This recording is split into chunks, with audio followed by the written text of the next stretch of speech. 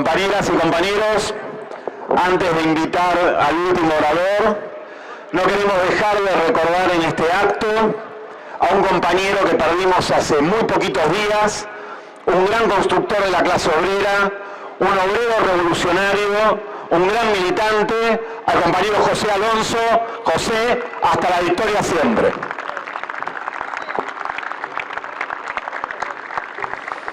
Compañeras y compañeros, para cerrar este acto, invitamos a la tribuna a Jorge Altamira.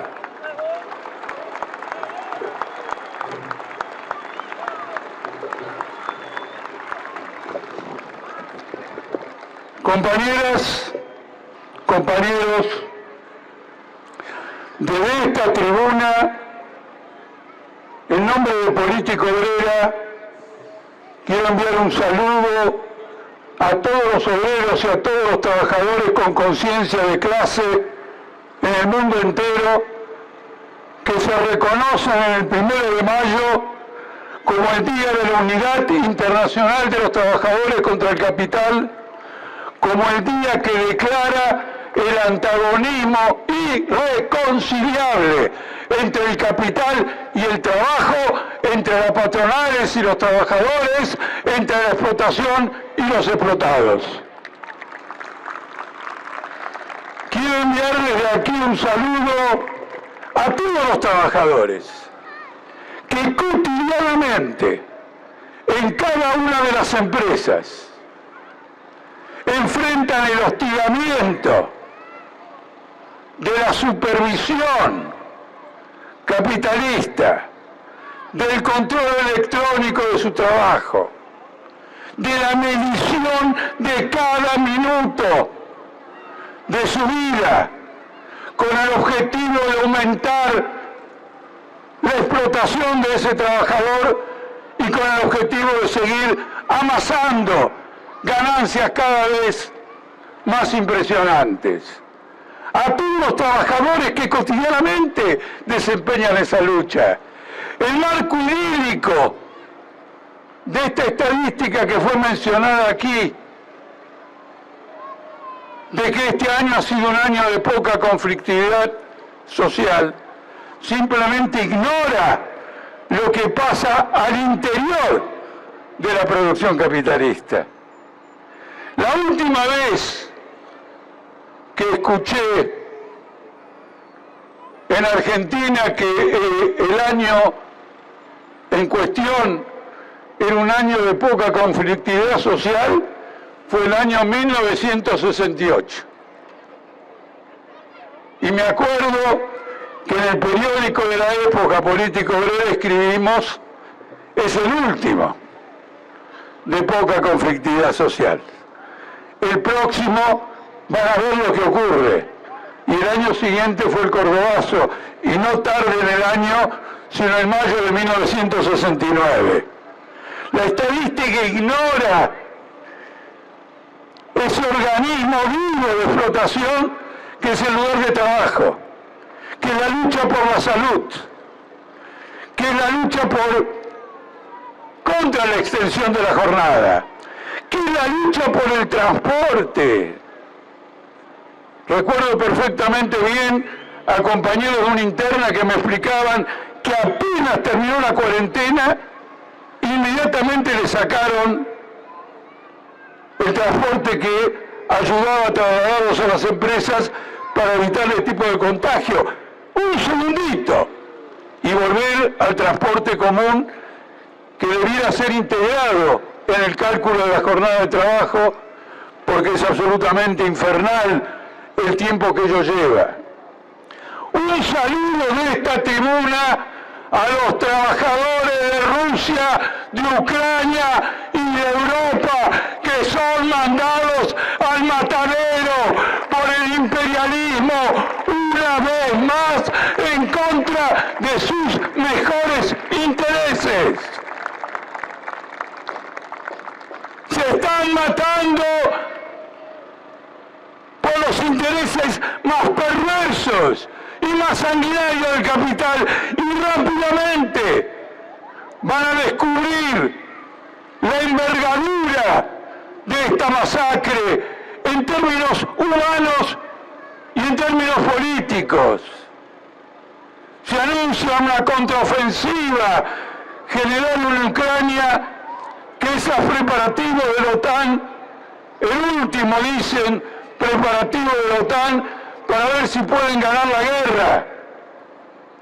Y por lo tanto van a usar toda clase de armamento moderno en este combate. Va a durar meses, sacrificios, golpes, luchas, van a ensangrentar a la humanidad.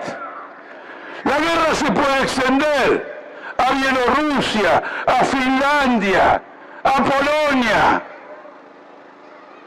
Desde esta tribuna, un saludo a los obreros de todos esos países y un llamado a que se levanten contra sus burguesías y sus imperialismos en la unidad fraternal de los obreros de la ex Unión Soviética y de la unidad socialista del conjunto de Europa.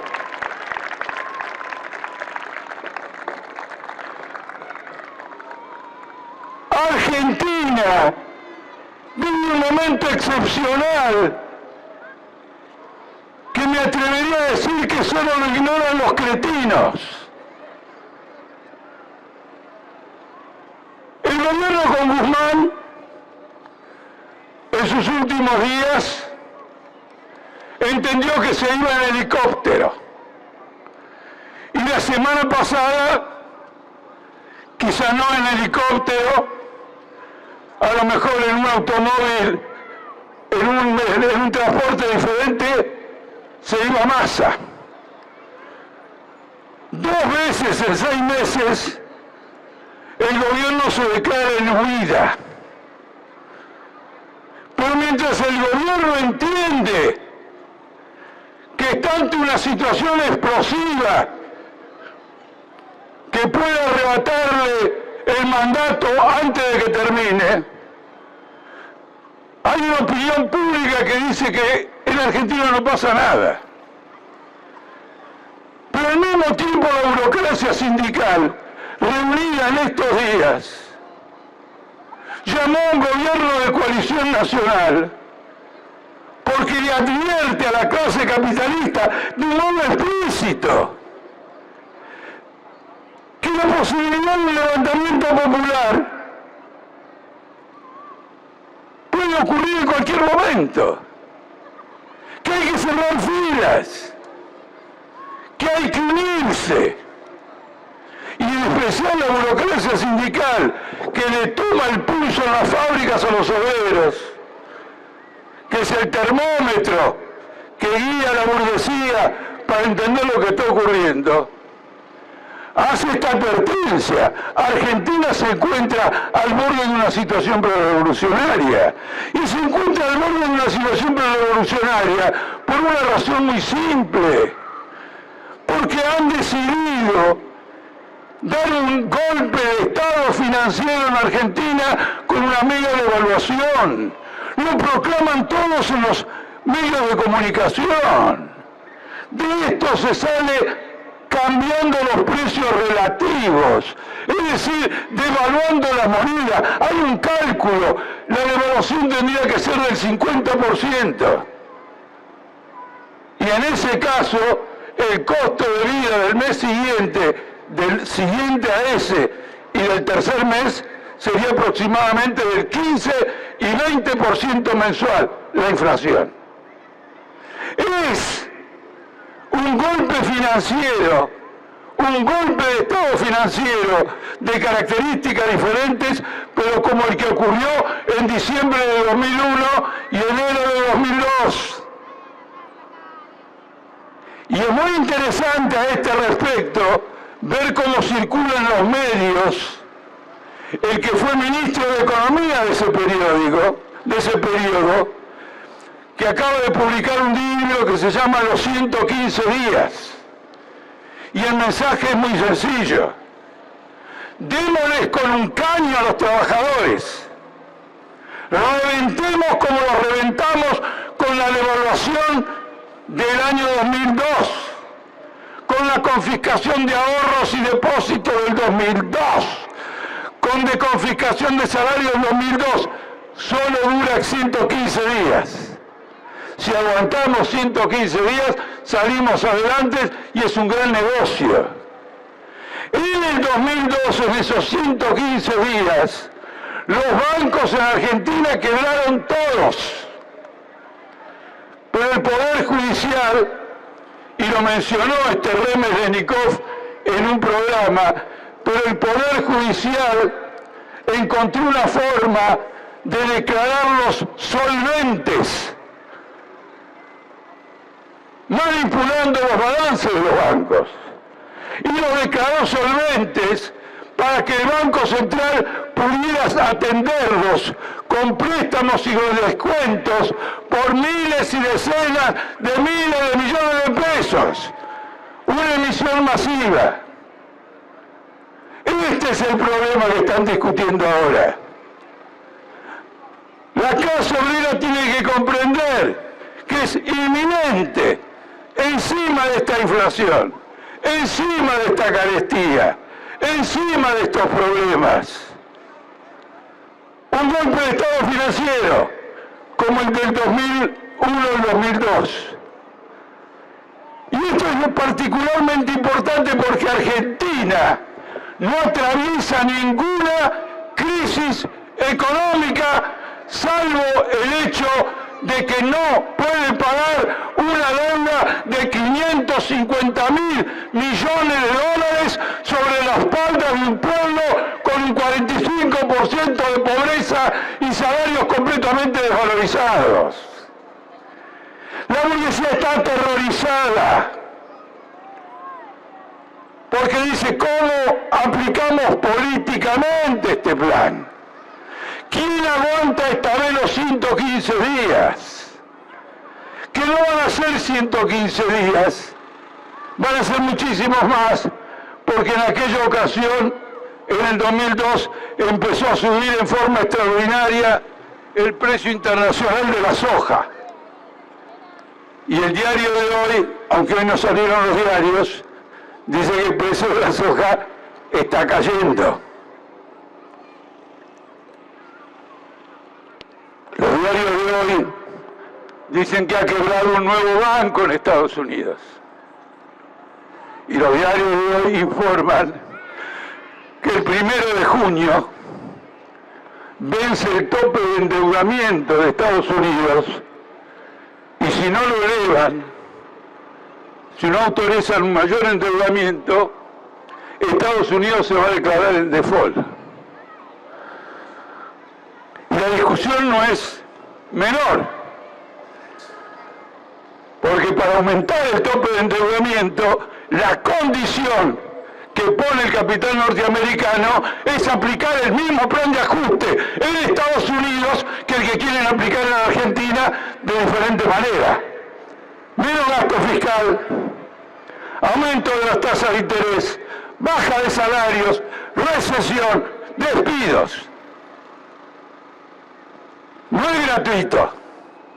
Es decir, viene un golpe de estado financiero que están discutiendo, que ocurrió con Guzmán, que volvió a ocurrir así con Massa y que va a ocurrir de nuevo por tercera vez, para el cual tienen que tener las espaldas políticas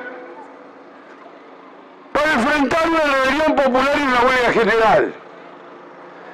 Y la columna vertebral que sostiene esto, pero con conciencia de los límites, es la CGT, porque quiero recordarles que en toda la crisis del 2001-2002, la CGT nunca declaró un paro general.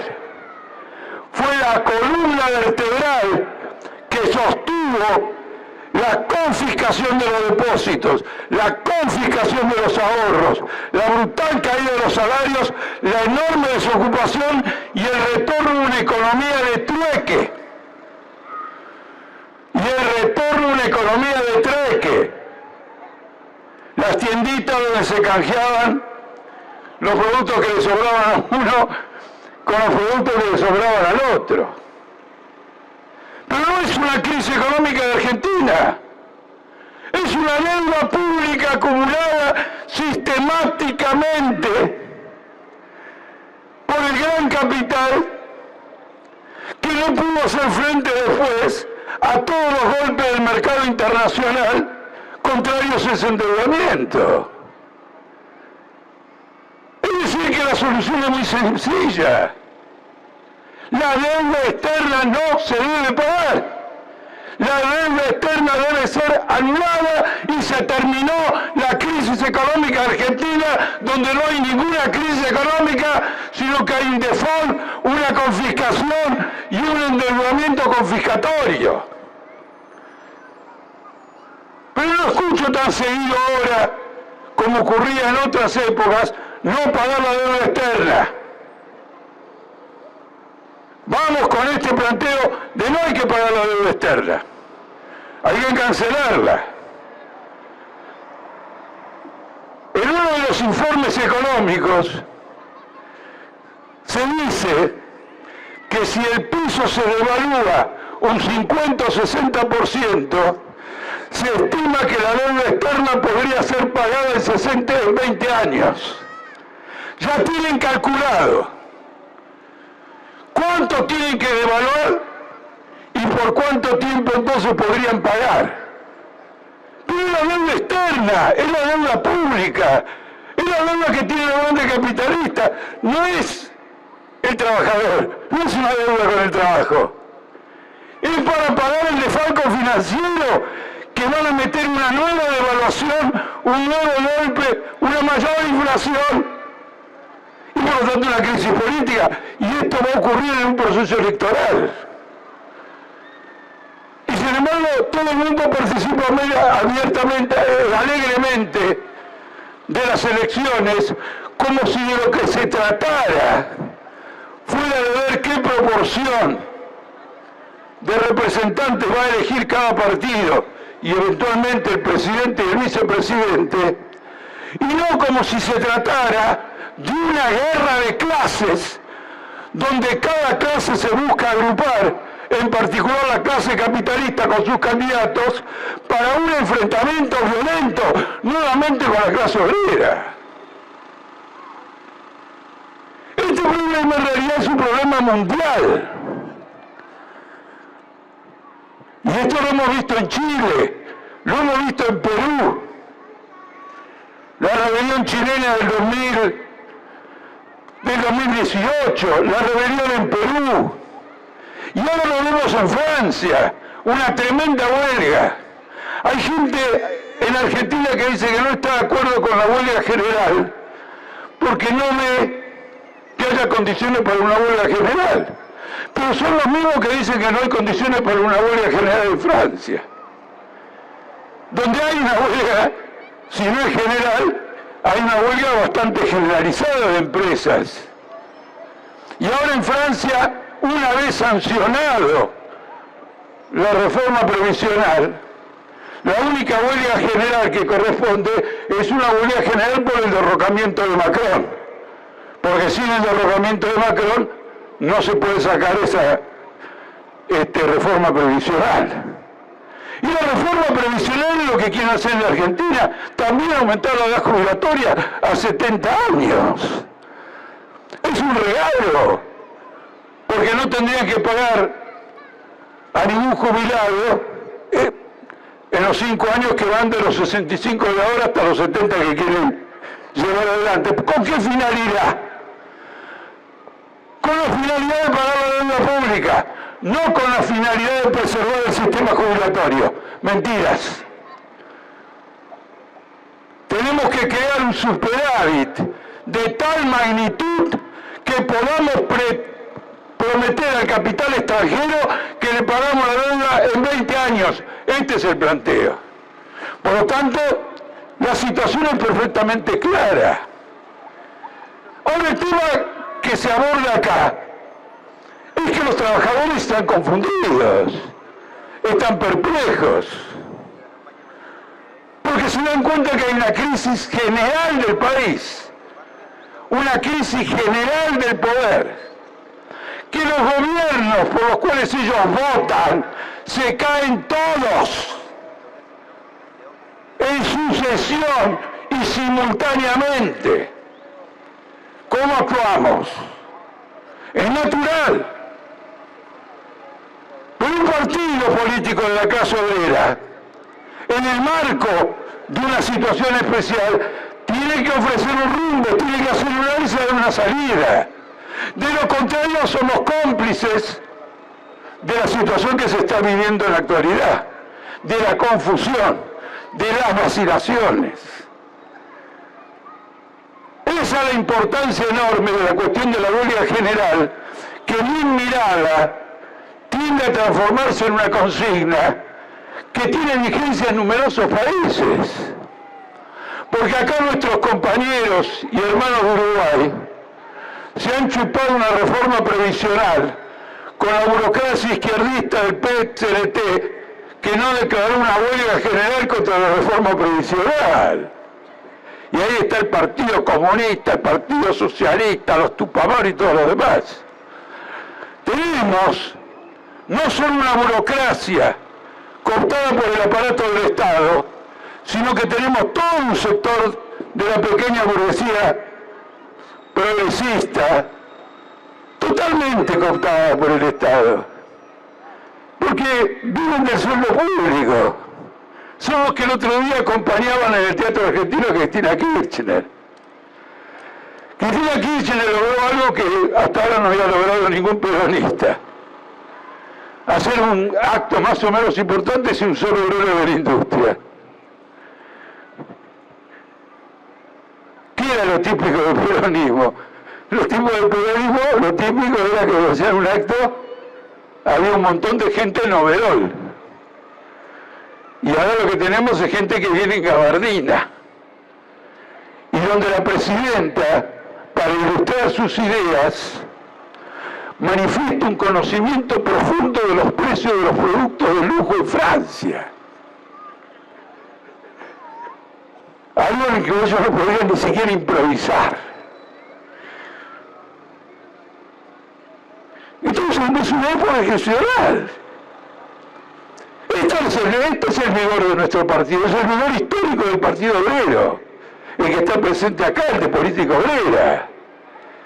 El de tener el pálpito exacto de la situación, como lo tuvimos en el 2001-2002, cuando llamamos a la huelga general para tirar abajo a Caballo de la Rúa, o de la Rúa a Caballo, y todo el mundo decía, y viejo, y finalmente hubo un levantamiento popular, anunciado con pelos y señales, incluso por nosotros mismos, creo que en un picnic, con fecha, hora y temperatura.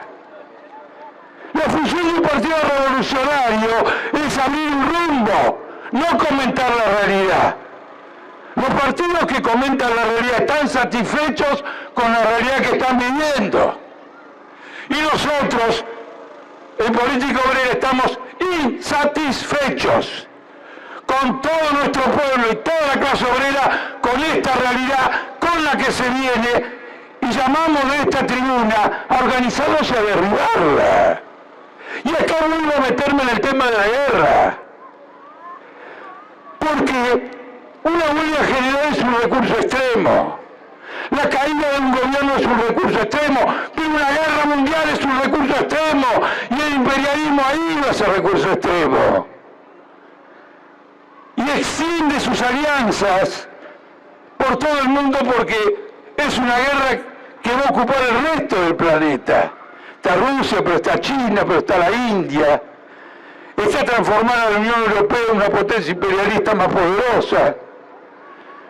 Son grandes intereses imperialistas de cómo remodelar el mundo. Porque el mundo tal cual está, marcha hacia una explosión. Entonces hay una unidad en esta huelga general, en esta lucha, en este planteo, de la temática nacional con la temática internacional. Porque al fin de cuentas, el único que ha metido alguna idea sobre la guerra ha sido Lula, que se ha ofrecido como mediador y ha dicho que no le importaba quién tiene razón en esta guerra, pero que hay que terminarla. Ha sido un burócrata presidente de un gobierno de coalición con la derecha. El resto de toda la izquierda no le entra el pico. E incluso en Argentina hay quienes proponen como salida que se retiren todos. Obviamente esa es la posición de la OTAN, porque si se retiran todos, se va el ejército ruso y lo que queda es Ucrania en manos de la OTAN. Entonces alegremente dan como una salida a favor de la paz lo que es el programa del imperialismo norteamericano. Porque la salida para la paz es el derrocamiento de los Putin, de los Zelensky, de los gobiernos de Polonia, etc. Es la lucha de los pueblos contra la guerra, como ha ocurrido siempre en todas las guerras mundiales. Este 1 de mayo tiene esta importancia. Entramos en un periodo todavía más convulsivo, en una campaña electoral donde, como dijeron los compañeros que me precedieron, vamos a exponer sistemáticamente nuestras ideas, no al pago de la deuda externa, pero vamos a advertir todo el tiempo contra la crisis que se está desarrollando, la fragilidad enorme del gobierno para llevarla adelante, la tutela completa que el FMI ha conquistado sobre Argentina, una tutela completa, y que la deuda pública, la deuda usuraria, la deuda externa es la soga que estrangula al pueblo argentino y que la burguesía le quiere hacer pagar hasta la última gota de su sangre. Por eso este 1 de mayo llamo a apoyar la lucha de los trabajadores, a transformar cada conflicto en una acción conjunta, en una acción de huelga, en la formación de comités, en impulsar sistemáticamente la rebelión que va a empezar a manifestarse en todos los sectores de los trabajadores argentinos y que es la que le va a marcar la ruta definitiva al conjunto de la clase obrera. Compañeros, por una gran lucha en lo que queda del 2003, por la derrota del imperialismo, por la solidaridad internacional de los trabajadores, por la revolución socialista, por la lucha para que el imperialismo no avance en transformar su crisis en una crisis humanitaria, en una crisis climática, pandémica, social, económica, en una crisis humanitaria global. Trabajadores de todos los países, unámonos.